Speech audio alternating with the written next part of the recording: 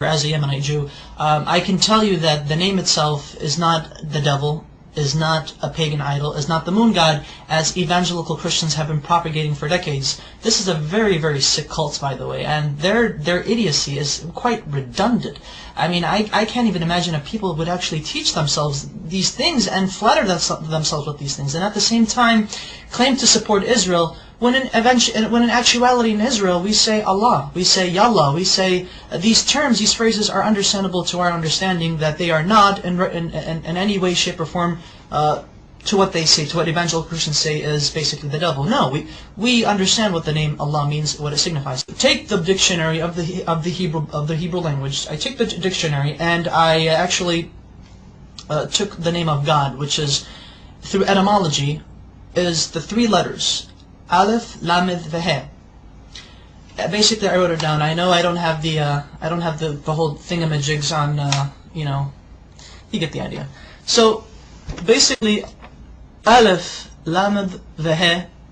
This in Hebrew means, well, without the, well, see, that's the thing. Without the vowels, because the dots, the nikud, the dots, or the vowels right here, these are vowels beneath the letters, indicate how the word itself is to be pronounced. So I'm going to block these right now for a second, but I'm going to show you. This right here, in my understanding, because I'm going to say what it is, this says God. Elah is God in Hebrew.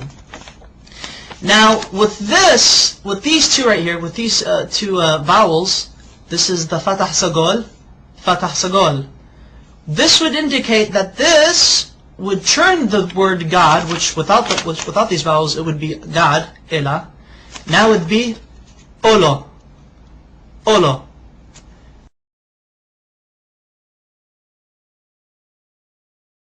Olo means a curse, an oath, or a covenant. Christian evangelicals love to use this. They like to say, but you see, Allah, with these vowels, indicates that Allah is a curse. Therefore, the Muslims are worshipping an evil God who was a curse onto humanity. These evangelical Christians, they're nutcases, they're nutbags. And I took it upon myself further to actually see how they got this idea that Allah, the Arabic name of God, is a curse, and more recently is the devil. I don't know how they do it, but they do it. Allah is not the devil. God forbid. May God even forgive me for saying such horrible things.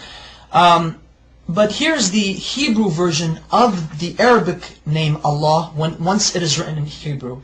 The Arabic name Allah has 4 consonants because Hebrew is like Arabic. It's almost similar. Same alphabet, same thing, just different script. This is the Arabic name of God. This is how the script is. This is when it's connected, because Arabic is a cursive language. This is the connected form, but however it is 4 letters. 1, 2, 3, and 4. I'm going to have to baby you guys into this. Now this is the name of God, Allah in Arabic, but broken up. So that way each letter is given its position. This is Aleph, this is Lam, this is Lam, this is He. So Allah. Okay. Now this right here, Allah in the Arabic script, this is how it would become rendered in the Hebrew rendition. That way, Allah in Hebrew would be Aleph, Lamed, Lamed, He. Okay. Now, how do we get this, which this right here is, this basically means curse. And the only reason why this means this curse, because of these 2 vowels. There are 7 letters in the Hebrew language that look like this, that have these 3 consonants. There are 7 Hebrew words in the Hebrew language that have these 3 consonants, and they're both the same.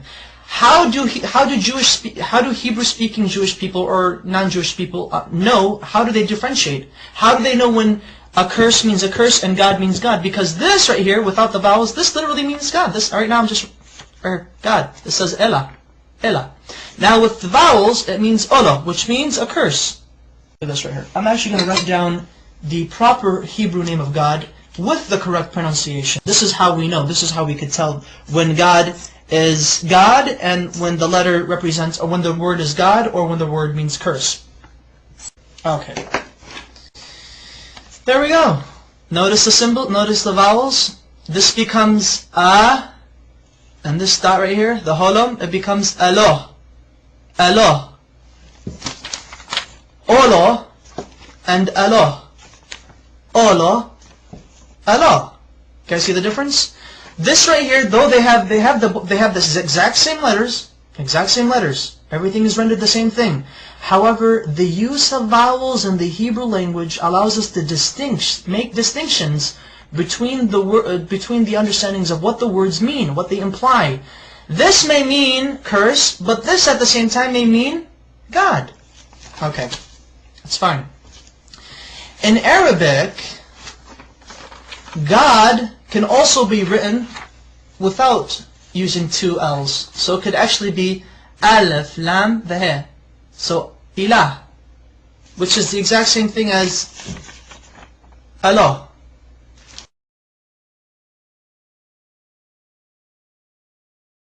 Their understanding of how they approach God is exquisitely the same. We do not share the system of belief with Christians that they and us worship the same God. No, we do not. So help me God. But Christian evangelicals do not worship the God of Israel. They do not worship the Islamic perspective of God. Maimonides, one of our greatest philosophers in Judaism, as well as a religious philosopher of Judaism, has quoted extensively in his beautiful Igeret Tayman, or the Epistle to Yemen, in which he was basically teaching and giving, basically answering many questions brought forward to him.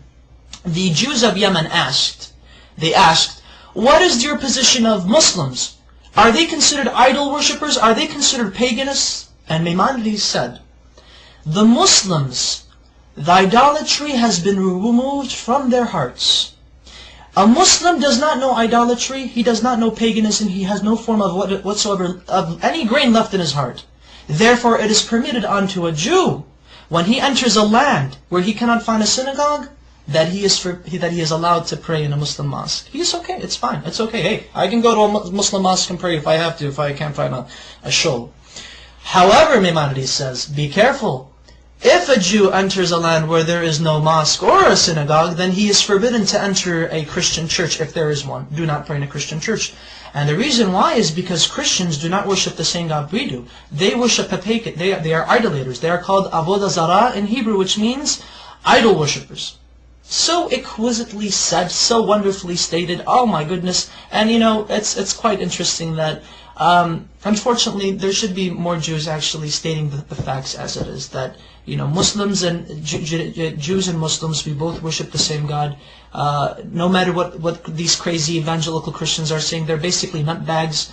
Whatever they say, they just try to come up with exceeding lies, redundant lies. The type of lies that only a child in the kindergarten could easily make up.